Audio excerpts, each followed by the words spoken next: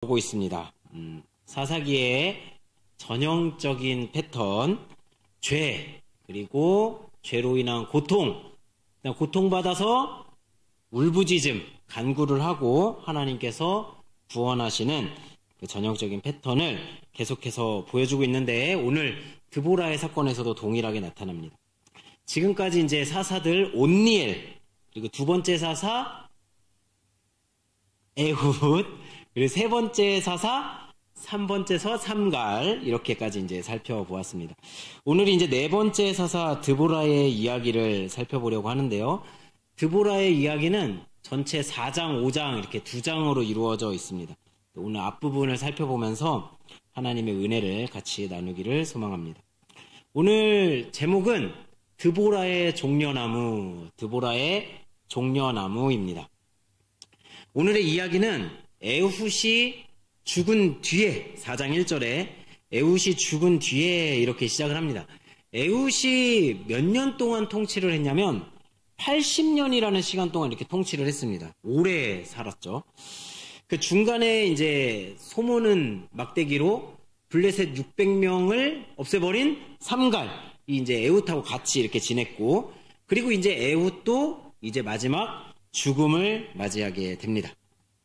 이렇게 사사가 죽더라도 영적인 지도자들은 여전히 이스라엘에 있었습니다. 제사장, 레위인, 이런 사람들이 하나님의 말씀을 가지고 백성들에게 전달하고, 백성들은 그 말씀을 가지고 각자의 삶 속에서 각계 전투를 해나가면서 또 싸워서 나갔어야 됩니다. 그런데 또 이스라엘 백성들은 오늘 본문에서 이제 실패를 하고 마는 것이죠. 4장 1절에 이렇게 보면은 이렇게 되어 있습니다. 에훗이 죽은 뒤에 이스라엘 자손은 다시 주님께서 보시는 앞에서 악한 일을 저질렀다, 이렇게 표현하고 있는데, 그 악한 일에는 정관사, 그 악한 일, 이렇게 이제 붙어 있는 거죠.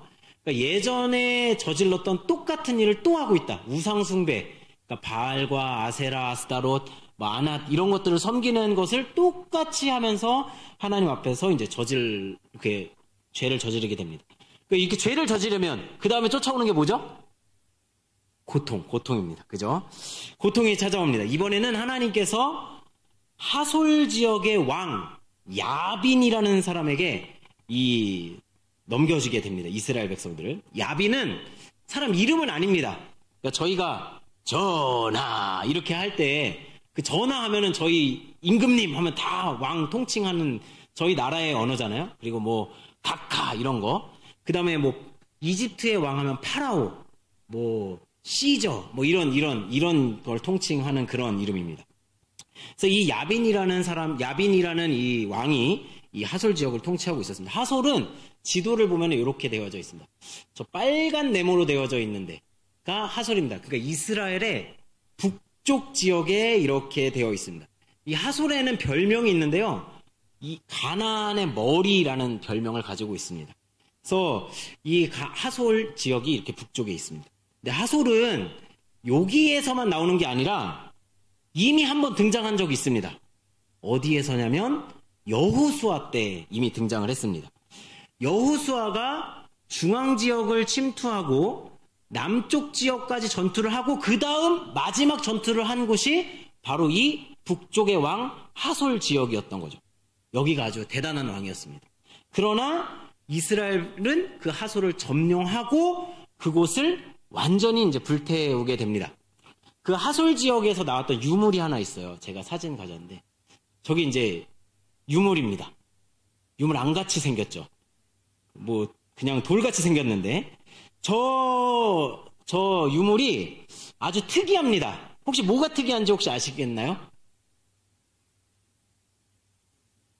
뭐가 특이하죠? 네? 의자 옆에 그 머리랑 몸이 분리되어져 있습니다. 그러니까 머리가 잘려가지고 밑에 이제 내려와 있죠. 이게 특이한 동상입니다. 왜냐면 이런 신상이 이렇게 땅에서 발견되지가 않습니다. 왜냐면 이때 당시에는 지역신이라는 개념을 가지고 있었어요. 지역을 관장하는 신. 우리나라에도 있잖아요. 지방령. 이런 거 있잖아요. 지방령을 믿으시나요? 믿으시면 안 됩니다. 지방 영어 없습니다. 근데 이제 사람들의 믿음이 이쪽 지역을 관장하는 신. 그래서 성경에도 보면은 여호와는 산의 신이다 이런 표현이 나와요. 그래서 산에 가면 이기고 골짜기에 내려오면 지고 뭐 이렇게. 근데 이제 이런 지역신 개념이 있는데요. 그래서 이 땅을 점령하고 나면은 그곳을 지역을 관장하는 그 신에게 가가지고 절을 하고 제사를 지내면서 잘 봐주십시오 이렇게 이제 하는 겁니다. 그런데 지금 그 지역신을 어떻게 한 거죠? 머리를 잘라버렸습니다. 그러니까 이 간땡이가 부어가지고 지역신의 머리를 날려버린 이런 거죠. 이스라엘만 좀 간이 부었습니다. 지역신이고 뭐고 없다. 하나님이 머리 자르라고 했으면 자른다. 그래서 가나안 땅에 있는 신들의 머리를 자르라고 하나님 명령하셨던 것들이 이제 유물로 이제 나오는 거죠. 그래서 이 지역신의 머리를 날려버릴 정도로 완전히 하솔을 점령하고 그 땅을 완전히 차지했고 그곳을 완전히 불태우고 이스라엘 땅으로 완전히 만들어 버렸습니다. 그런데 그 하솔이 지금 어떻게 된 거죠? 살아났습니다. 뿌리 같은 게 남아 있었나 봅니다. 그래서 그것이 자라나서 오히려 이스라엘을 다시 지배하고 있는 그림을 보여주고 있는 것입니다. 우리가 이 죄라는 것, 또 우리의 삶 속에 어떤 우리의 영역을, 우리의 삶을 방해하는 어떤 것을 완전히 끊어내지 않으면 그것은 어떤 뿌리처럼 남아서 자라나서 다시 우리를 지배하는 현상을 보여주는 것을 우리는 경험합니다. 술, 담배, 게임, 유튜브, TV, 넷플릭스? 이런 것들 모두가 죄라고 정의할 수는 없습니다. 그러나 이것들은 굉장히 중독성이 강합니다. 그래서 이렇게 중독성이 강한 것들은 주의를 해야 되는데 왜냐하면 틈만 나면 우리를 지배하려고 하기 때문이죠. 조금만 봐야지 2시간 이렇게 흘러가는 거죠. 조금만 봐야지 1시간. 어느 순간 나도 모르게 흡수되어져서 빨려 들어가게 되는 게 이런 것들입니다. 이런 일을 이제 하솔 같은 지역이 이제 이렇게 했다. 이것을 이제 보여주고 있는 것이죠. 하솔에게도 틈을 줬더니만 어느새 일어나서 이스라엘을 지배하고 있는 것입니다. 이제 이때 일어났던 사사가 바로 드보라입니다. 드보라. 이 드보라는 굉장히 독특한 사사입니다. 뭐가 독특할까요? 여자입니다. 그것도 독특하고 사사들 중에 여자는 단 한 명입니다. 그리고 더 독특한 것이 있는데 4절을 한번 읽어보실까요? 4절을 한번 보겠습니다. 같이 한번 읽어보겠습니다. 시작. 그때의 이스라엘의 사사는 랍비돗의 아내인 예언자 드보라였다. 예언자라고 되어 있는데 선지자입니다. 선지자. 사사에게 선지자라고 칭하는 것은 드보라밖에는 없습니다. 선지자는 어떤 사람들이죠? 하나님의 말씀을 자신의 입술, 자신의 삶을 통해서 하나님의 말씀을 대언하는 사람입니다. 즉 우리는 드보라의 삶을 통해서 이스라엘의 영적인 상태 그리고 영적인 교훈들을 우리가 살펴볼 수가 있습니다. 이 우리의 삶에서 나타난 하솔에 의해서 지배를 받는 우리의 삶, 영적으로 무너져버린 이스라엘의 상태, 그것들을 이 드보라의 모습을 통해서 우리가 발견할 수 있다는 겁니다. 그것을 많이 있지만 다 하면 힘들기 때문에 3가지만 하도록 하겠습니다. 첫 번째입니다. 첫 번째 뭐냐면 이스라엘의 영적인 상태는 영광을 빼앗기고 역전 현상이 일어난 상태다. 어떤 현상? 역전 현상. 영광을 빼앗기고 역전 현상이 일어난 상태라는 것을 보여줍니다. 이게 무엇이냐? 잠깐 드보라를 다시 한번 살펴보겠습니다. 4절 방금 전에 읽었는데요. 4절을 한번 다시 볼게요. 그때의 이스라엘의 사사는 랍비돗의 아내인 예언자 드보라였다. 여기 이렇게 기록하고 있는데 여기서 아주 선지자 말고 또 독특하게 말하는 게 있습니다. 이게 이제 히브리어 원어로 보면은 여자 드보라는 랍비돗의 아내이고 여자 예언자이며 그녀가 사사가 되었다. 이렇게 기록을 하고 있어요. 지금 여자를 4번 강조하고 있는 겁니다. 여자 드보라는 랍비돗의 아내가 남자일 순 없잖아요. 여보, 그럴 수 없습니다. 그리고 여자 예언자입니다. 여예언자, 여자의 조사를 쓰고 있습니다. 그리고 그녀가 사사가 되었다. 이렇게 이제 표현하고 있는 겁니다. 4번이나 강조를. 한 번만 말해도 될 거를 네 번씩이나 한 문장, 이 조그만 한 문장에 막 네 번을 쑤셔 넣어가지고 드보라가 여자라는 것을 강조하고 있는 것이죠. 성경은 남녀를 동일한 하나님의 형상으로 보지만 질서를 이야기할 때 남자가 대표고 여자가 속해 있다고 말합니다. 마음에 안 드세요? 이렇게 말하면 우리 요즘 여성들은 무슨 소리세요? 우리 남편 보고 말하는 거예요? 우리 남편 그놈 새끼 막 이러면서 이제 막 율분이 올라올 수도 있습니다.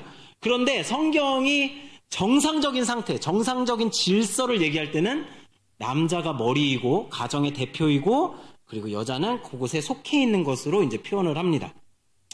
군림하라는 이야기는 아닌데 이것을 이렇게 나중에 이 여성 리더에 대해서는 다음 주에 또 사사기를 하는데 다음 주에 한번 좀 더 나누겠습니다.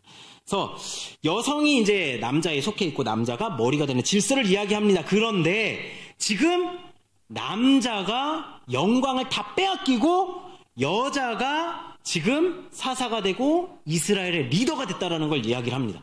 지금 이 사사 시대는 이것이 더 분명했던 시대예요. 더 분명해. 그런 시대에 여자를 사사로 세우시는 겁니다.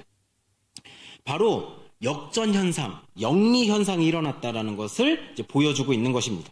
조금만 더 살펴보겠습니다. 드보라가 이제 전쟁을 하기 위해서 사람을 모았어요. 그 대표 주자가 누구죠? 오늘 성경 본문에 나오는 바락. 시스라한테 바락 대들어서 바락. 이렇게 기억을 하십시오. 바락입니다. 이 바락을 불러서 바락에게 전쟁을 하라고 이제 명령을 합니다. 6절 한번 같이 보겠습니다. 6절에 보면은 그에게 이렇게 말합니다. 드보라가 주 이스라엘의 하나님이 분명히 이렇게 명하셨습니다. 너는 납달리 지파와 스불론 지파에서 10,000명을 이끌고 다볼산으로 가거라. 그리고 기송강으로 이끌어 너의 손에 넘겨주겠다. 이렇게 하면서 전쟁에서 승리할 것을 이렇게 말하고 합니다. 그러면 바락이 이때 반응을 어떻게 해야 됩니까? 우리가 올바른 군인 같으면 충성! 이렇게 하면서 바로 출동을 해야 합니다. 명령 받들겠습니다! 하면서 출동을 해야 됩니다. 근데 이제 이 바락이 하는 말이 이렇습니다. 8절입니다. 뭐라고 얘기하죠? 그대가 나와 함께 가면 나도 가겠지만 그대가 나와 함께 가지 않으면 나도 가지 않겠소. 이게 무슨 의미인지 아시겠습니까? 지금 가야 되는데 같이 가주시지 않으면 저 못 가요. 어떻게 가? 이렇게 너무 소극적인 태도로 지금 표현을 하고 있는 겁니다. 용맹함도 보이지도 않고 뭔가 심지어는 약간 마마보이 같이 약간 부족해 보이기까지 합니다. 이스라엘 사람들이 정상적이라고 생각하는 범주 안에서는 오히려 남자가 애후처럼 칼을 들고 뽑아서 왼손을 쓰든 뭘 쓰든 해가지고 그냥 가가지고 뭐 하여튼 찌르든 뭐 싸우든 뭐 이렇게 해야 이게 정상 아닌가요? 으악 하고. 그런데 이 남성의 연약함을 드보라와 대비해서 이제 성경이 이렇게 우리에게 보여주고 있는 것이죠. 이런 역전 현상이 일어났다는 것을 보여주고 있습니다. 질서가 무너지고 있는 것이죠. 이렇게 바락이 말하자 드보라가 대답합니다. 9절에 이렇게 기록을 하고 있어요. 내가 반드시 장군님과 함께 가겠습니다. 그러나 주님께서는 시스라를 한 여자의 손에 내어주실 것이니 장군께서는 이번에 가시는 길에 영광을 어떻게 한다고요? 얻지 못할 것이다. 이렇게 된다. 이 얻지 못한다라는 표현이 영광이 다른 사람의 손에 팔리게 된다. 이런 표현입니다. 이 팔리게 된다라는 표현이 이스라엘이 가나안 땅에 팔렸다. 이거와 똑같은 거. 그러니까 넘겨줬다. 빼앗겼다. 이렇게 표현이 되는 것이죠. 영광을 빼앗기고 있는 바락의 모습을 보여주고 있는 것입니다. 장군이 그 전쟁에서 공을 세우려면 장교를 죽여야 됩니다. 그 혹시 옛날에 패트리오트라는 영화 보셨나요? 멜 깁슨이 나오는 영화. 그 미국의 독립전쟁 영화인데요. 거기서 멜 깁슨이 자기의 병력이 부족하니까 숲속에 숨어가지고 어떻게 하냐면 장교만 저격해서 죽입니다. 병사들은 하나도 안 죽여요. 장교만 딱 쏴서 죽여요. 장교만 머리만 따는 겁니다. 이렇게 지금 해야 되는데 지금 영광을 다 빼앗기고 장군의 손을 누구한테 넘겨준다고요? 다른 여자의 손에 넘겨주어서 전쟁의 승리는 맛보지만 영광을 빼앗기겠다. 이렇게 얘기를 하고 있는 것입니다. 역전 현상이 일어나는 것을 이렇게 몇 가지로 보여주고 있는 것이죠. 악은 선의 부재라고 했습니다. 악은 그냥 악 자체가 존재하는 게 아니라 선이 없어지면 악이 드러나는 겁니다. 마치 어둠은 어둠 자체로 있지만 빛이 없기 때문에 어둠이 생기는 겁니다. 근데 어둠은 빛이 빡 들어오는 순간 어둠은 날아갑니다. 로마서에 보면은 죄악이 퍼져나갈 때 순리를 영리로 바꿔 쓴다고 합니다. 사람은 하나님께서 온전하게 만드셨지만 사람 안에 선이 사라지기 시작하자 그 악한 모습이 막 드러나기 시작하는 겁니다. 그것을 이 성경에서 보여주고 있는 것이죠. 이렇게 영광을 잃어버리고 무너져버리고 이스라엘은 활력을 잃어버린 상태가 되었다라는 거, 영적으로 다 무너졌다라는 것을 이제 보여주고 있는 것입니다. 우리의 삶에서도, 교회에서도, 일터에서도 그러합니다. 마음에 죄가 틈타기 시작하면 우리가 순리대로 해야 되는데 마음이 급해지고 억지로 하게 되고 인간적인 다른 술수를 쓰게 되고 그러다 보면 질서가 무너지고 일이 틀어지기 시작합니다. 이게 악의 전조 현상입니다. 내가 바르게 가야 하는 길을 영리로 쓰기 시작하는 것이죠. 무리수를 두게 되면 다시 다툼이 일어나고 균열이 생기고 무너집니다. 우리 삶에도 항상 질서가 있어야 되고 순서가 있어야 되고 억지를 쓰지 않고 가야 됨을 보여주고 있는 것입니다. 삶은 매일매일 순차적으로 차곡차곡 쌓여져 가는 겁니다. 그 속에서 하나님께서 역사하심을 믿습니다. 아멘. 이런 이스라엘의 역전 현상, 영리 현상을 이제 드보라를 통해서 보여주고 있습니다. 두 번째 상태입니다. 두 번째 이스라엘의 상태는 이겁니다. 반응하는 자가 없다. 어떤 사람이 없다고요? 반응하는 사람이 없다. 여자 드보라 여선지자가 사사가 되었습니다. 이것은 아마도 이스라엘 땅에 하나님의 부르심에 반응하는 자가 없었던 것 같습니다. 왜냐하면 우리 사사기 5장 7절로 한번 가보실까요? 사사기 5장 7절입니다. 한 장만 넘기시면 되는데 같이 한번 읽어보겠습니다. 시작. 나 드보라가 일어나기까지 이스라엘의 어머니인 내가 일어나기까지 이스라엘에는 용사가 끊어졌다. 어떻다고 얘기를 하고 있죠?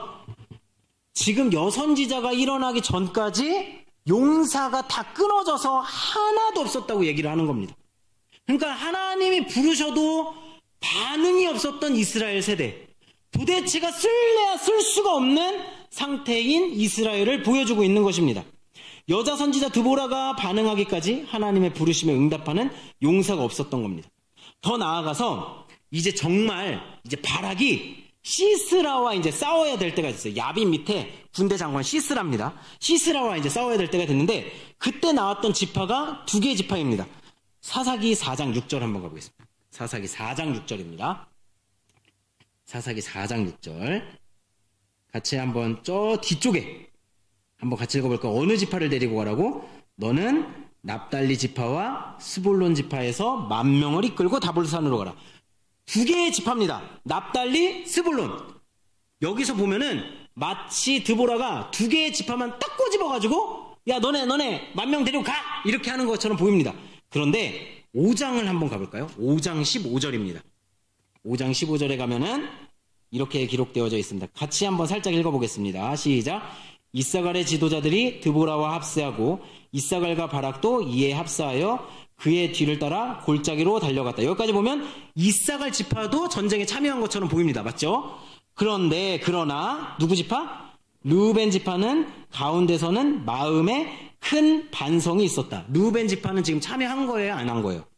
안 했습니다. 그러면서 이렇게 기록합니다. 16절 시작. 어찌하여 네가 양의 우리 앉아 양떼를 부르는 피리 소리나 듣고 있는가? 한가롭게 양떼 릴릴릴리 피리 소리나 듣고 앉아있어. 르블론 니네 니네 르우벤 지파 니네 뭐 하는 거야? 이렇게 얘기를 하는 거죠. 지금 이렇게 하고 있는 겁니다. 17절 가볼까요? 어찌하여 어디? 길르앗은 요단강 건너에 자리 잡고 있으며 또 어찌하여 누구? 단은 배 안에 머물러 있는가? 어찌하여 아셀은 바닷가에 앉아 있는가? 또 부둣가에서 편히 쉬고 앉아 있는가? 여러 지파를 한꺼번에 드보라는 다 부른 겁니다. 와서 도와라. 전쟁이다. 시스라와 싸우자. 우리 함께하자. 이렇게 불렀는데 지금 지파들이 어떻게 하고 있는 거죠? 반응을 하지 않고 있는 겁니다.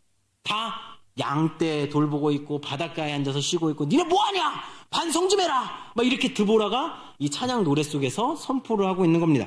그런데 18절에 이렇게 기록하고 있습니다. 스불론은 시작. 스불론은 죽음을 무릅쓰고 생명을 아끼지 않고 싸운 백성이요 납달리도 들판 언덕 위에서 그렇게 싸운 백성이다. 스불론 납달리 너네 잘했다. 스불론 납달리 하면서 너네가 부름에 응답했구나. 스불론 납달리 하면서 얘네들을 엄청 칭찬을 하고 있는 것입니다. 부름에 반응한 자들과 반응하지 않은 자들을 지금 적어놓고 있는 것이죠. 믿음은 부르심에 대한 반응입니다. 믿음은 부르심에 대한 반응이에요. 말씀이 선포되면 반응이 있어야 되고 적용이 있어야 되고 뭔가를 해보려고 하는 움직임이 있어야 되는 겁니다. 내가 말씀을 듣고 아무런 움직임이 없다면 그것은 조금 이상하다고 생각을 하시고 마음을 돌아보셔야 된다는 거죠. 예수님께서 탄식을 하실 때가 있으셨어요. 마태복음 11장 17절에 이렇게 기록하고 있습니다. 우리가 너희에게 피리를 불어도 너희는 춤추지 않았고 우리가 곡을 해도 너희는 울지 않았다. 빌릴리 개굴개굴 빌릴리 노래 빌릴리 부르는데 지금 어떻게 하는 거예요? 빌릴리 하면 빌릴리 개굴 같이 춤춰줘야 되는데 빌릴리 뭐야? 뭐야? 뭐 해봐 뭐 아무런 반응을 하지 않고 있는 모습을 이렇게 보여주고 있는 것입니다. 예수님이 반응하지 않는 것에 탄식을 하고 있는 겁니다. 우리의 반응은 우리는 어디에 주로 반응하고 있습니까? 우리는 뭐에 그렇게 반응해서 움직이나요? 어떤 자극에 즉각적으로 반응하나요? 무엇이 우리의 삶을 움직여가나요?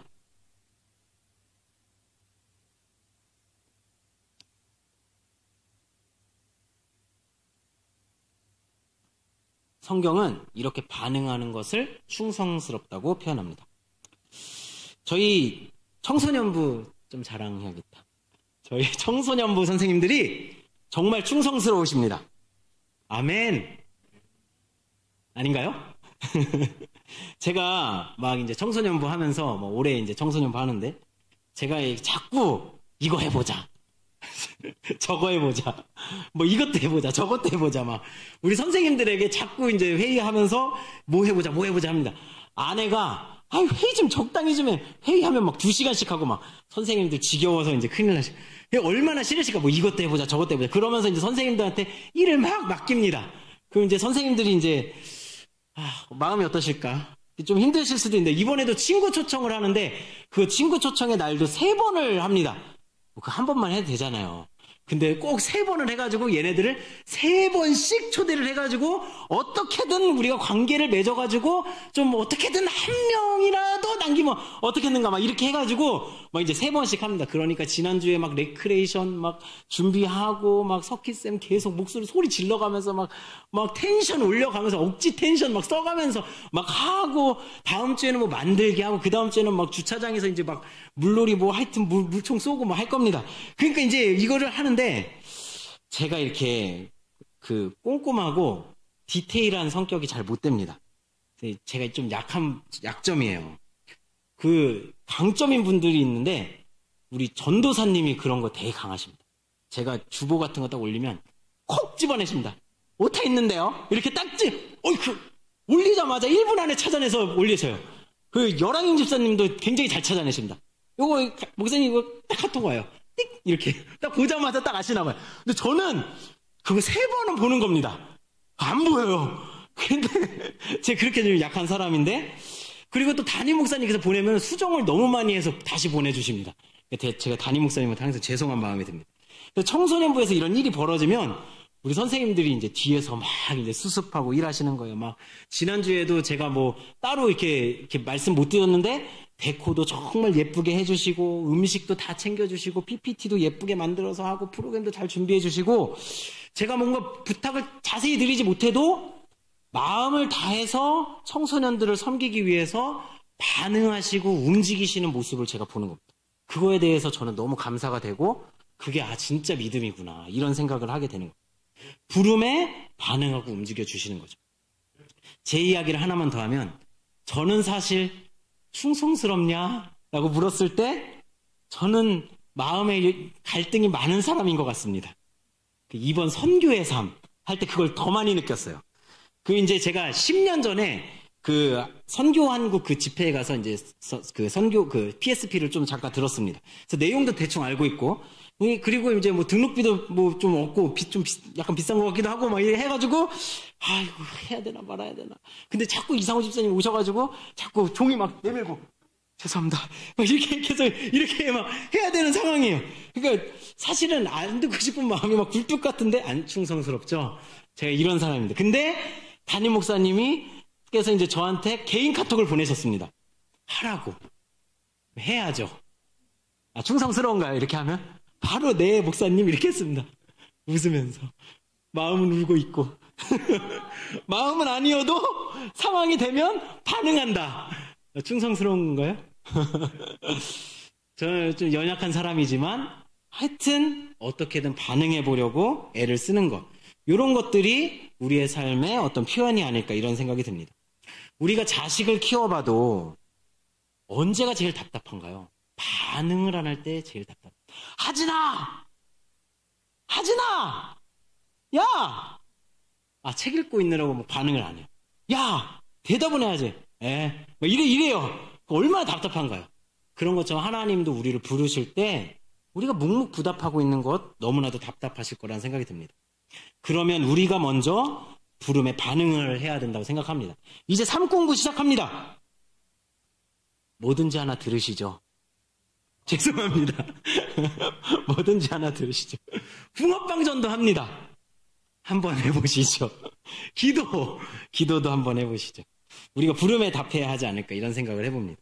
그리고 또 하나 적용해 본다면 여기 계신 분들이 대부분 리더들이시잖아요. 그러니까 드보라처럼 부를 필요가 있습니다. 목원이든 VIP든 불러서 야 전도 한번 해보자. 야 붕어빵 같이 한번 해보자. 야 기도 한번 해보자. 상공부도 해보자. 해보자. 이렇게 해서 한번 해보는 겁니다. 이걸 잘하시는 분이 이상호 집사님이 제일 잘하시는 것 같습니다. 저는 너무 배우고 싶습니다. 제가 알기로는 이 붕어빵 전도가 우리 그 장차는 초원별로 돌아가면서 이제 하려고 이제 계획을 한다고 알고 있는데 그것들을 위해서 우리가 미리미리 한 번씩 해보면서 초원별로 준비를 해봤으면 좋겠다라는 생각이 듭니다.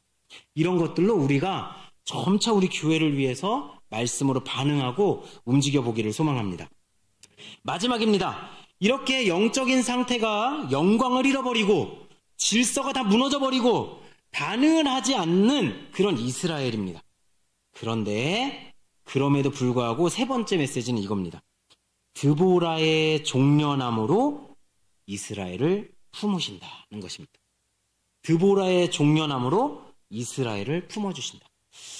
종려나무로 품으신다. 이게 뭐냐? 종려나무는 이렇게 생겼습니다. 사진 한번 보여주시겠어요? 이게 종려나무입니다. 보신 적 있으시죠? 요걸로 이제 예수님이 예루살렘 성에 입성하실 때 호산나 다윗의 자손이요 하면서 이렇게 바닥에 뿌리고 깔고 막 했던 그런 나무입니다. 풍성함을 상징합니다. 이게 대추야자 열매인데요. 대추야자. 그래서 이게 아주 달고 맛있습니다. 그리고 이 종려나무가 있는 곳에는 오아시스가 있어요. 그러니까 광야 지역이 이스라엘에는 많고 사막 지역이 많은데 그곳에 이제 종려나무가 있는 곳에 오아시스가 있는 거죠. 물이 있습니다. 먹을 것이 있습니다. 풍요를 상징하는 거죠. 드보라가 지금 다른 곳이 아닌 종려나무 밑에서 이스라엘을 다스린다. 이것을 이미지로 보여주고 있는 것입니다. 5절에 이렇게 기록되어져 있습니다. 그가 에브라임 상간 지방인 라마와 베델 사이에 있는 드보라의 종려나무 아래에 앉아 있으며 그들을 재판하고 했다. 이렇게 표현하고 있습니다. 그러니까 이 종려나무를 약간 별칭처럼 부르고 있는 거예요. 드보라의 종려나무. 이렇게 이제 표현을 하고 있는 것이죠. 그리고 드보라는 자신의 정체성을 이렇게 표현합니다. 사사기 5장 7절입니다. 사사기 5장 7절 같이 한번 읽어보겠습니다. 시작. 나 드보라가 일어나기까지 이스라엘의 어머니인 내가 일어나기까지. 드보라는 자기 자신을 뭐라고 표현하고 있죠? 이스라엘의 어머니라고 표현합니다. 그러니까 하나님께서 이 여성 드보라를 사사로 세운 것은 엄마 품 같은 하나님을 드러내고자 하심입니다. 종려나무의 풍성함과 그 풍요로움으로 어머니처럼 품어주시겠다라는 것을 이제 보여주시는 거죠. 어머니 하나님을 믿으십니까? 아멘 하면 안 됩니다. 하나님의 교회로 들어가게 됩니다. 우리 그 장길자 씨 밑으로 들어가는데 큰일 납니다. 어머니 하나님 아닙니다. 그런데 하나님 안에 있는 여성성을 표현하고 있는 것이죠. 하나님께서는 자비로우시고 노하시기를 더디하시고 인자하시고 품으시고 사랑하시고 용서하시고 받아주시는 마치 엄마 품 같은 그런 하나님이십니다. 그것을 드보라를 통해서 보여주고 있습니다. 드보라가 사사가 되었을 때 여전사 느낌 안 납니다. 그 사사를 세우면은 전쟁을 해야 되지 않습니까? 그러면 전사를 뽑아야 되잖아요. 근데 이 드보라는 느낌은 여전사는 아닙니다. 원래 여전사는 어떤 느낌이죠? 일단 처녀여야 될 것 같습니다. 그리고 몸도 좀 좋고 어깨도 딱 벌어지고 근육, 제 사진 하나 보여주세요. 여전사 이런 느낌. 그 신화 헤라클레스에 나오는 그 아마존의 여전사. 그 헤라클레스가 여전사 아마존하고 눈이 맞습니다. 하여튼 그런데 이 아마존의 여전사, 저 아마존의 여전사들은 결혼을 안 해요. 남자를 납치해 와가지고 애를 낳고 남자를 버립니다. 그게 이제 신화의 내용이에요. 그 얼마나 강인하면 우리끼리도 이제 싸우고 전투하겠다. 이런 여자들이어야 되는 것 같은데 전투를 하면은. 그런데 드보라를 소개할 때는 뭐라고 표현하냐면 랍비돗의 아내, 일단 결혼을 했습니다. 유부녀이십니다. 유부녀를 비난하는 건 아닙니다. 그렇지만 우리가 이제 결혼을 하면은 우리가 좀 이렇게 풍성해지지 않습니까? 여전사 느낌은 아니게 되지 여전사들이십니다. 아멘. 자, 우리가 이렇게 한데 그 품어주는 엄마 느낌이에요. 유부녀. 근데 이제 이스라엘이 이렇게 엉망이 되었지만 하나님은 엄마 품처럼 이스라엘을 품어주신다라는 것을 보여주고 있는 것입니다. 심지어 바락이 약간 믿음 없는 모습을 보여주지 않았습니까? 약간 마마보이처럼 드보라를 의지해요. 드보라님 가시면 저도 가고 안 가시면 안 가요. 뭐 이러면서 이제 표현하잖아요. 사실 그때 이 이면에 이제 이 바락의 이면에는 겉으로 드러난 모습이 드보라를 의지하는 것처럼 보이지만 사실 마음에는 드보라가 믿는 하나님도 이 바락이 의지하였던 것 같습니다. 어떻게 보면은 우리가 바라는 강한 믿음인 것처럼 보이지는 않지만 연약한 믿음인 거죠. 그런데 그 작은 믿음도 부름에 반응한 그 믿음도 품어주고 있다는 겁니다. 그러니까 바락이 잘못했다. 이건 잘못이야. 이거 이렇게 말하면 안 돼. 바락은 믿음 없어. 이렇게 단정하기보다는 사실 우리도 바락 같은 모습 있잖아요. 우리가 언제 막 딱 시키면 제가 하겠습니다. 막 이러면 막 하자. 막 무조건 막 의기 넘쳐가지고 막 다 해. 막 이런가요? 힘든데. 그래도 해야겠지. 주여! 이러면서 우리의 마음도 사실 그럴 때가 많이 있지 않습니까? 그런 연약함까지도 이제 하나님께서 품어내신 거예요. 왜냐하면 5장 1절에 보면 이렇게 기록되어져 있어요. 이렇게 연약한 바락으로 보이지만 5장 1절에 이렇게 기록합니다. 그날 드보라와 아비노함의 아들 바락이 이런 노래를 불렀다. 드보라와 바락이 함께 참여하여 함께 하나님을 찬양하는 노래를 함께 부르고 있는 것입니다. 아멘. 12절에 보면은 이렇게 기록되어져 있습니다. 5장 12절입니다. 일어나라 일어나라 드보라야. 일어나서 노래를 불러라. 일어나라 바라가. 포로들을 끌고 가거라. 아비노함의 아들아. 이러면서 함께 일어나서 함께 하나님을 높이고 함께 전투를 했던 바락의 모습을 같이 높여주고 있는 것입니다. 응? 바락. 응? 못난이 같이. 뭐야? 응? 왜 그딴 질문도 해가지고 영광도 차지하지 못하고 바보같이 이렇게 비난하는 거 하나 없이, 바락의 연약함을 비난하는 그런 장면 하나 없이 바락이 기쁨에 참여하고 있는 것이죠. 심지어 히브리서 11장 32절에는 이렇게 기록되어져 있습니다. 이 11장은 믿음의 장입니다. 그래서 믿음의 선진들이 쭉, 구약 역사 속에서 있었던 믿음의 선진들이 쭉 나옵니다. 거기에 이렇게 기록되어져 있어요. 내가 무슨 말을 더 하겠습니까? 이전까지 이 조상들보다만큼이나 강했던 사람들이 이 사람들입니다. 기드온, 바락, 삼손, 입다. 드보라 어디 갔지? 드보라 어디 갔어요?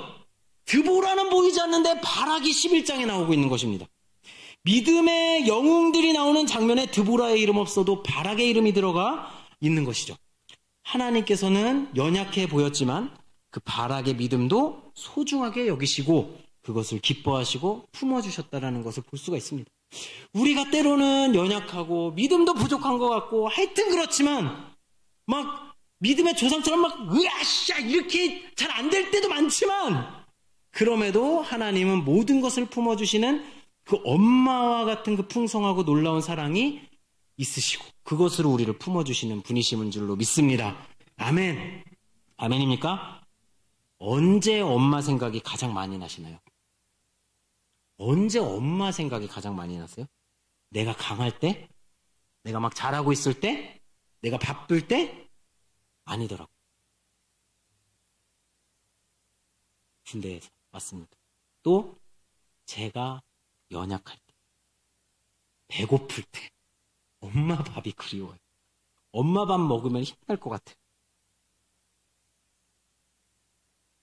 가슴이 공허하고 답답할 때, 인생의 벽을 만나고 마음이 무너지는 것 같을 때 엄마 보고 싶어요. 그리고 특히 아플 때 그렇게 엄마 생각이 나요. 왜 그러죠? 그때 우리는 엄마 품에 안겨서 엄마가 쓰다듬어주는, 머리에 쓰다듬어주는 거, 배 만져주는 거, 등 두들겨주는 거, 그리고 엄마가 해주는 따뜻한 밥 먹으면서 살아왔던 것들이 우리 마음속에 있는 거예요. 우리가 연약할 때, 부족할 때, 우리가 때로는 내 자신이 싫어질 때도 하나님은 엄마 품처럼 우리를 품어주실 수 있는 분이십니다. 하나님께서는 우리가 연약하다고, 부족하다고 내버리시는 것이 아니라 오히려 그때 더 따뜻하게 안아주시고 우리를 품어주시는 줄로 믿습니다. 그래서 우리의 믿음은 연약하지만 하나님 안에서 우리가 풍성히 주님 붙들고 살 수 있는 줄로 믿습니다. 우리 이 찬양 같이 했으면 좋겠습니다. 하나님은 너를